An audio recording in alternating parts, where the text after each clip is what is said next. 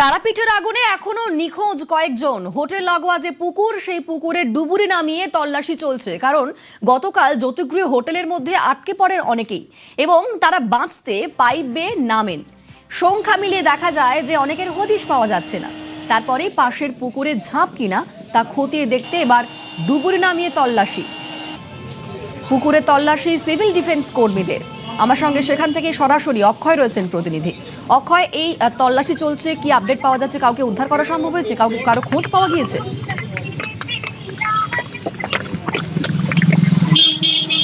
দেখো, তোমার জায়গাটি গতকাল যে সময় অগ্নিকাণ্ডের ঘটনা ঘটেছিল এবং হোটেল থেকে যাদেরকে উদ্ধার করা হয়েছিল তারা কিন্তু অনেকেই দাবি করেছিলেন যে তাদের পরিবারের বেশ কয়েকজনকে খুঁজে পাওয়া যাচ্ছে না। তবে যে সময় অগ্নিকাণ্ডের ঘটনাটি ঘটে এবং সে সময় যারা ওপরে যারা ফেসেছিল তারা কিন্তু অনেকে পাইপ দিয়ে নেমেছিল, গাছ দিয়ে নেমেছিল এবং পুকুরে প্রাণ বাঁচাতে ঝাঁপ দিয়েছিল কিনা এই বিষয়টাও খতিয়ে দেখা হচ্ছে। এবং আজ সকাল থেকে সিভিল ডিফেন্সের যারা কর্মী তারা এবং ডুবুরি দিয়ে সেই পুকুরে তল্লাশি চালানো হচ্ছে। যে হোটেলের কাণ্ডটি ঘটেছিল ঠিক তার পাশে, যদিও এখনো পর্যন্ত কোনো মৃতদেহ উদ্ধার হয়নি, তবে সিভিল ডিফেন্সের কর্মীরা সেই পুকুরটিতে উদ্ধার কার্য চালাচ্ছে।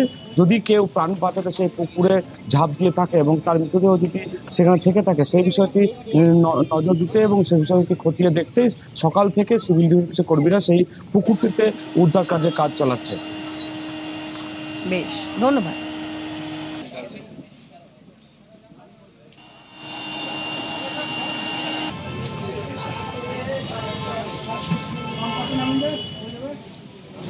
আমার মাকে খুঁজে পাচ্ছি না। আমাদের সাথে এসেছিল আমার ভাইয়ের বউ, আরো দুটো বাচ্চা, একটা কাজের লোক, জানি না।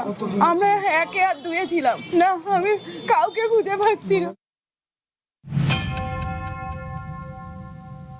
এখানে রেস্কিউর আরেকটা সিঁড়ি ছিল ওদিকে, কিন্তু দরজাটা কিন্তু বন্ধ ছিল। স্মোক যারা এখানে ছিলেন তারা মানে যে ফায়ার এক্সটিংগুইশার ছিল তা ওরাও মানে ইউজ করতে পারলেন। Majorly it is because of fall ceiling এর জন্যই এটা একটু তাড়াতাড়ি একটু হঠাৎ করে মানে আগুন স্প্রেড করেছে। যেহেতু দরজাটা বন্ধ ছিল ওদিকে সেকেন্ড সাইডে, তার জন্য যারা এখানে থাকছিলেন তারা বেরোতে পারলেন। 5 তলা হোটেল, নেই আগুন নেভানোর উপযুক্ত ব্যবস্থা। নিয়মকে বুড়ো আঙুল দেখিয়ে চলছে ব্যবসা।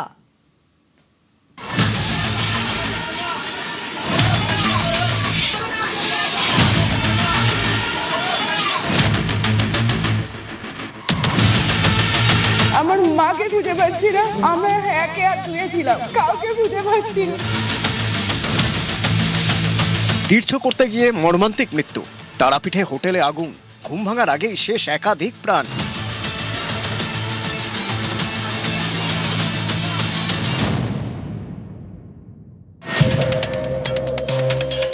হোটেলটি 5 তলা। পশ্চিমবঙ্গের পুরো এলাকার নিয়ম অনুযায়ী বহুতলের উচ্চতা 14.5 মিটারের বেশি হলে ফায়ার ক্লিয়ারেন্স বা অগ্নি নির্বাপন সংক্রান্ত ছাড়পত্র থাকা বাধ্যতামূলক। এই ছাড়পত্র পেতে গেলে কিছু নিয়মকানুন মেলে বহুতল তৈরি করতে হয়। বহুতলে আন্ডারগ্রাউন্ড রিজার্ভার থাকা বাধ্যতামূলক। সেই রিজার্ভারের জল যাতে বিল্ডিং এর নানা প্রান্তে পৌঁছে যায় তার জন্য রাইজার থাকতে হয়।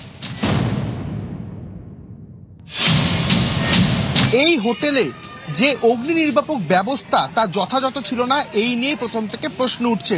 সব থেকে গুরুত্বপূর্ণ বিষয় যে এরকম একটি হোটেল, সেই হোটেলের ভেতরে রাইজার রয়েছে, কিন্তু সেই রাইজার ব্যবহারের জন্য যে নির্দিষ্ট আন্ডারগ্রাউন্ড ওয়াটার ট্যাঙ্ক বা যে এখান থেকে জল নিয়ে সেটা রাইজারে দেবে যে মেশিন, সেই বন্দোবস্ত কার্যকর ছিল না। কেন অগ্নি নির্বাপক ব্যবস্থা ন্যূনতম যে ফায়ার সেফটি অ্যান্ড মেজিওর সেগুলো মানা হয়নি, এই নিয়ে প্রশ্ন উঠছে।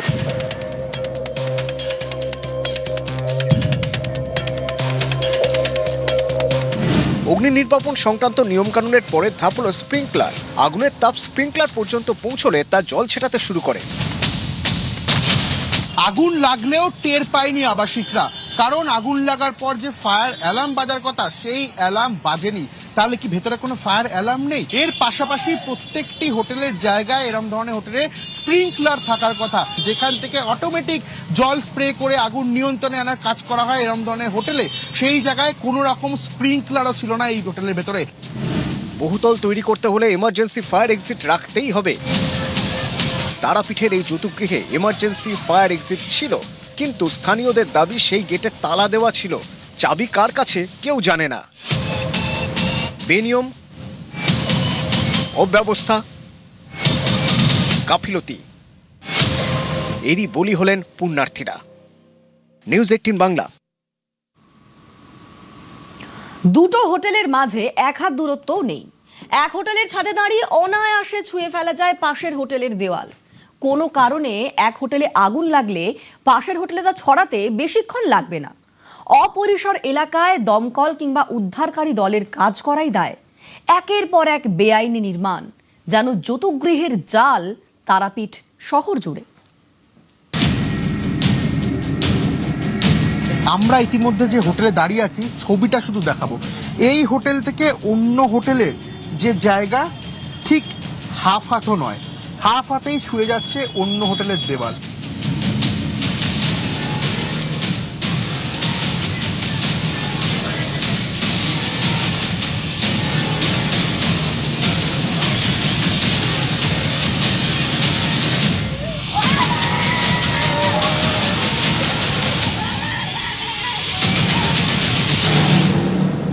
তীর্থে গিয়ে মৃত্যুকূপে বন্দী,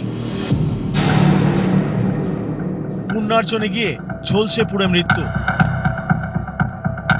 তারাপীঠের হোটেলের ভয়াবহ অগ্নিকাণ্ডে ফের একবার প্রশ্ন তুলে দিল।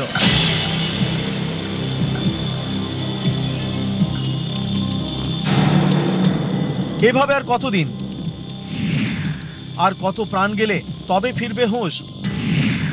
এক শ্রেণীর অসাধু ব্যবসায়ীর কাজকর্ম আর প্রশাসনের একাংশের গাফিলতি। জীবনের বিনিময়ে বারবার কেন তার মাসুল গুনতে হবে সাধারণ মানুষকে? পুণ্যার্জনে গিয়ে এই মৃত্যু মিছিলের দায় কে নেবে? সরকার যে হোটেলগুলো নন ক্লাসিফাইড এবং যারা অলরেডি এক্সিস্টিং প্রপার্টিজ ব্যবসা করছে তাদের একটি ন্যূনতম যে গাইডলাইন সেটা নির্ধারণ করা এবং সেই গাইডলাইনকে স্থানীয় প্রশাসনের সহায়তা ইমপ্লিমেন্ট করানোটা, তাহলে কিন্তু এই সমস্ত ঘটনা আগামী দিনে আমরা কিন্তু অ্যাভয়েড করতে পারবো। অনেকে ভাবেন যে একটা বিল্ডিং খাড়া করে দিলেই ওটাই, আর অনেকগুলো রুম করে দিলেই, আর তাতে একটা করে অ্যাটাচ বাথ লাগিয়ে দিলেই সেটা হোটেল হয়ে গেল, সেটা কিন্তু একদমই তাই নয়। একাধিক শক্তিপীঠের ভূমি বীরভূম জেলায় রয়েছে তীর্থনগরী তারাপীঠ। তারাপীঠ জুড়ে হোটেলের ছড়াছড়ি অনেক দিন ধরেই। Premium hotel, budget hotel, low budget hotel সবই আছে। স্থানীয় সূত্রের খবর, টেম্পল ট্যুরিজমের অছিলায় 2019 সালের পর থেকে ব্যাপক হারে হোটেল তৈরি হয়েছে তারাপীঠে। গড়ে উঠেছে একের পর এক হোটেল, লজ, গেস্ট হাউস। অভিযোগ, এমন বহু হোটেল রয়েছে যেখানে ন্যূনতম নির্মাণ বিধিও মানা হয়নি। খুঁটিয়ে দেখলে তা নজরেও পড়েছে। প্রায় গা ঘেঁষাঘেঁষি করে দাঁড়িয়ে থাকা এই দুটি হোটেলের ছবি দেখুন। দুটো দেওয়াল কার্যত ঠেকে যাওয়ার উপক্রম। তারাপীঠ নির্মাণের ক্ষেত্রে নিয়ম মানার যেন কোনো বালাই নেই। প্রশ্ন উঠছে অগ্নি নিরাপত্তা নিয়েও। তারাপীঠে যৌতুকগৃহ হোটেল, ন্যূনতম ছাড় নেই দুটি হোটেলের মধ্যে। আমরা ইতিমধ্যে যে হোটেলে দাঁড়িয়ে আছি ছবিটা শুধু দেখাবো। এই হোটেল থেকে অন্য হোটেলের যে জায়গা ঠিক হাফ হাতও নয়, হাফ হাতেই ছুঁয়ে যাচ্ছে অন্য হোটেলের দেওয়াল। অর্থাৎ দুটো হোটেল পাশাপাশি। অন্যদিকে দেখতে পাচ্ছি এসির যে আউটডোর, সেই আউটডোর কার্যত ঠেকে গেছে অন্য হোটেলে। হোটেলের এসির আউটডোর ইউনিট এমন ভাবে বসানো হয়েছে যা প্রায় ঠেকে গেছে পাশের হোটেলের দেওয়ালে। দুটি হোটেল পাশাপাশি। আমার চিত্র সাংবাদিক দেখাচ্ছে যে কিরকম অবস্থা, যে একটি হোটেলের সিলিং এর সঙ্গে অর্থাৎ দেওয়ালের সঙ্গে অন্য হোটেলের যে এসির আউটডোর তা কার্যত ছুঁয়ে রয়েছে। অর্থাৎ ন্যূনতম যে ছাড় দুটো বিল্ডিং এর মধ্যে, সেই ন্যূনতম ছাড় পর্যন্ত দেওয়া হয়নি। দুর্ঘটনা যখন তখন ঘটতে পারে। গাফিলতিটা আমাদের না, আমাদের এই হোটেলটা বিগত 13 বছরের হোটেল। এই যে হোটেলটা হয়েছে, এই হোটেলটা আমাদের তখন এই অবস্থাতে ছিল না। এটা একটা বাড়ি ছিল, মানে হোটেলই ছিল, কিন্তু এই অবস্থাতে এটা ছিল না। বছরখানেক হয়েছে। এরা কি ন্যূনতম ছাড় দেয়নি? ন্যূনতম ছাড় হয়নি। এটা অ্যাকচুয়ালি ছাড় হয় আমাদের এইখানে নিয়মের হিসাবে 6 ফুট। আপনার হোটেলের সঙ্গে কি 6 ফুট ছাড় আছে? আমার হোটেলের সঙ্গে 6 ফুট ছাড় নেই। এটি নির্মীয়মান আরো একটি হোটেল, যেটা প্রায় 6 তলা হচ্ছে। এরকম রাস্তার উপরে 6 তলা হোটেলের আদেও কি কোনো অনুমতি রয়েছে? এবং অনুমতির থেকেও বড় কথা, এখানেও সেই একই ছবি। দুটো হোটেল পাশাপাশি, তার যে ন্যূনতম ছাড়, সেই ন্যূনতম ছাড়ের কোনো বালাই নেই। এই ধরনের ঘটনাগুলো টিআরডিএ ঘটিয়েছে, টাকা নিয়ে সমস্ত হোটেলের পারমিশন দিয়েছে এবং এই ঘটনাগুলো ঘটার জন্য টিআরডিএ দায়ী। টিআরডিএ এই ধরনের হোটেলগুলোকে পারমিশন দিয়েছে, এইটাই তো টিআরডিএ দুর্নীতি। তারাপীঠের মতো তীর্থক্ষেত্রে সেখানে এতজন মানুষের প্রাণ চলে গেল, বহু মানুষ আহত। এই বেনিয়মের সঙ্গে যুক্ত যারা, তাদেরকে আইডেন্টিফাই করতে হবে, তাদেরকে শাস্তি দিতে হবে। তারাপীঠ জুড়ে অনিয়ন্ত্রিতভাবে গড়ে উঠেছে একের পর এক হোটেল, লজ। অভিযোগ, বহু ক্ষেত্রেই কেন্দ্রীয় সরকারের পর্যটন মন্ত্রকের ক্লাসিফিকেশন কমিটির রুল মানা হয়নি। তারাপীঠে অগ্নিকাণ্ডের ঘটনার পর এই হোটেলগুলো তৈরি করার ক্ষেত্রে যথাযথভাবে পরিকাঠামো সংক্রান্ত নিয়ম পালন করা হয়েছিল কিনা তা নিয়ে প্রশ্ন উঠতে শুরু করেছে। প্রশ্ন উঠছে, আইনকে বুড়ো আঙুল দেখিয়ে কিভাবে এত বহুতল গড়ে উঠল? কারা দিয়েছিল অনুমতি? তৃণমূল আমলে কেন বেআইনি নির্মাণের এমন বাড়বাড়ন্ত? কিছুই জানতো না প্রশাসন, নাকি সব জেনেও চোখ বুজেছিল? ক্লাসিফিকেশনটা দেয় হচ্ছে পর্যটন মন্ত্রক, ভারত সরকার। এই পর্যটন মন্ত্রক ভারত সরকারের অধীনে একটি কমিটি, সেই কমিটি অ্যাপ্লাই করার পরে 72টি পয়েন্টের উপর কমিটি পুরো ইন্সপেকশন করার পরে ক্লাসিফিকেশন করে দেওয়া হয়। ক্লাসিফিকেশন যদি না হয়ে থাকে, আইনত কোনো হোটেল ক্লেম করতে পারে না তার কোনো স্টার ক্যাটেগরি আছে। আমাদের ভারতবর্ষে কিন্তু এই ক্লাসিফিকেশন ব্যাপারটা পুরোপুরি ঐচ্ছিক, ভলেন্টারি। তবে আমি এটুকুই বলতে পারি যে যদি এই ক্লাসিফিকেশনটা ম্যান্ডেটরি করা হয়, তাহলে বোধহয় এই রকম সমস্যার যে হবে না। তারাপীঠের হোটেল থেকে বেরোনোর পথ খুঁজে না পেয়ে কালো ধোঁয়ায় দমবন্ধ হয়ে ঝলসে পড়ে মৃত্যু।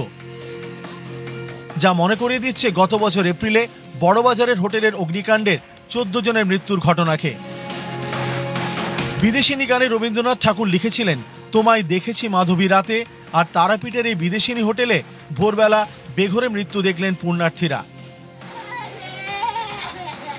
রৌনক দত্ত চৌধুরী ও আবির ঘোষালের রিপোর্ট, নিউজ 18 বাংলা।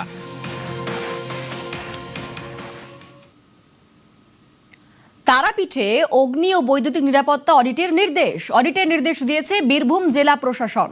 রামপুরহাটের এসডিওর নেতৃত্বে তৈরি অডিট কমিটিতে পুলিশ আর পূর্ত দফতরের আধিকারিকরা। কমিটিতে থাকবেন একাধিক নির্বাচিত প্রতিনিধি। 15 দিনের মধ্যে রিপোর্ট দেবে অডিট কমিটি।